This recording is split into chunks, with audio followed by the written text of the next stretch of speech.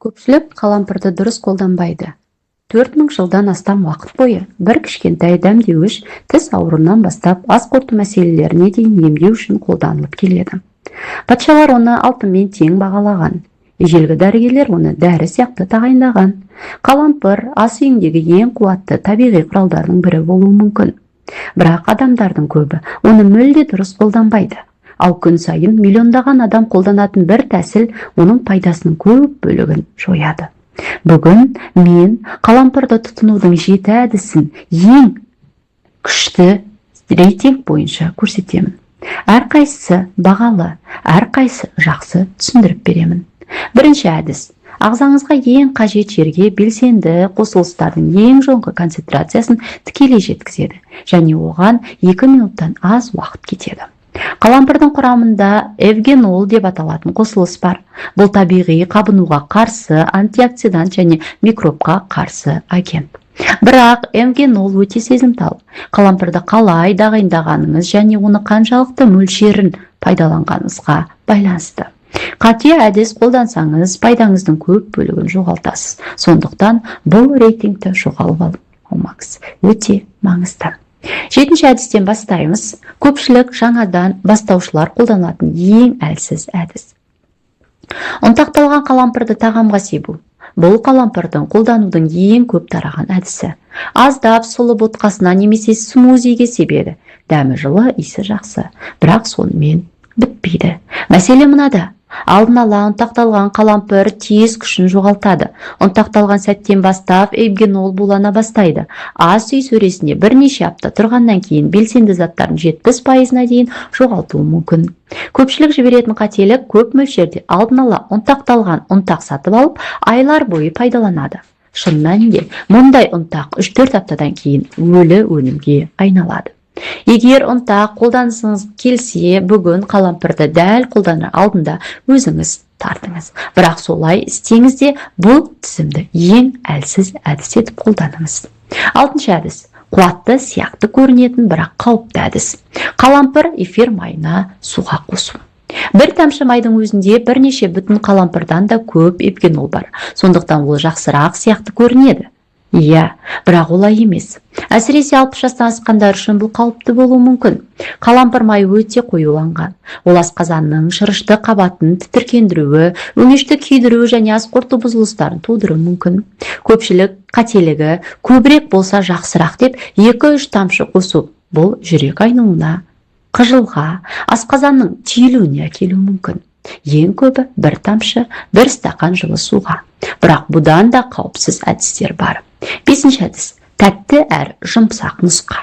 Балға тұндырылған қалампыр. 5-6 бүтін қалампырды шикі бал құйылған банкаға салыңыз. 1-2 апта бойы тұндырыңыз. Бал белсенді заттарды баяу шығарады. Нәтижесінде асқазанға жұмсақ әсер ететін тәтті жылы табиғи құрал аласыз. Көпшілік оны ертеңгі күні қолданып әсер күтеді. Бірақ бұл жұмыс істемейді. Толық пайдасы үшін кемінде 1-2 апта қажет. Таңертең 1 шай қасық аш қарынға немесе жылы суға араластырып ішіңіз. Ыстық суға қоспаңыз, жылу пайдалы заттарды бұзады. 4-ші әдіс. Күнделікті қолдануға арналған классикалық әдіс. Қалампыр шайы. 3-4 бүтін қалампырды сәл езіп, ыстық суға 10-15 минут тұндырыңыз. Көпшілік қателігі қайнап тұрған су қолдану. Эвгенол ұшпазат. Қатты ыстыққа буға айналып шығып кетеді.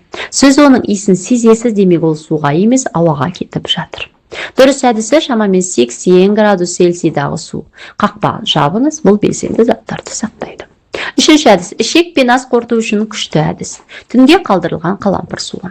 3-5 бүтін қалампырды бөлме температурасына 1 стакан суға салып 8-12 сағат қалдырыңыз. Таңертең сүзіп аш қарынға ішіңіз. Жылу болмағандықтан белсенді заттар жойылмайды, суық экстракция белсенді қосылыстарын 90%-на дейін сақтап қалады. Ал ыстық суда бұл 40-60% ғана сақталады. Көпшілік бірінші аптада ақыштың кебуі азайғанын, ас қорытудың жеңілдегенін байқайды. 2-ші әдіс. Ең күшті табиғи әдістің бірі. Бүтін қалампырды шайнау. Бұл адамзат тарихындағы ең көне әдіс. Ғалым оны ең тиімді тәсілдердің бірі екенін дәлелдейді. Қалампырды шайнағанда эвгенол ауыз қуысына тікелей белсенді. Ол ұрт, қызыл иек және тіл астындағы тіндер арқылы ғана тез сіңеді. Осылайша асқазан қыжылынан өтпей қанға 3 есе тез әсер етеді. Дұрыс әдіс. Бір бүтін қалампырды артық тістеріңізбен баяу шайнаңыз. 3-5 минут. Дәмі кеткеннен кейін түкіріп тастайсыз. Көпшілік үшін бұл дәмді өте ащы болғандықтан қиын. Бірінші әдіс қалампырдың пайдасын барынша арттыратын әдіс.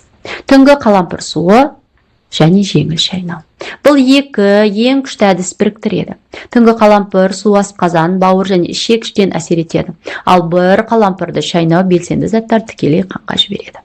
Осылайша екі жолмен де әсер ете аласыз. Ең тиімді күнделікті режим түнде 4-5 бүтін қалампырды 1 стакан бөлме температурасында суға салыңыз. Жабыңыз.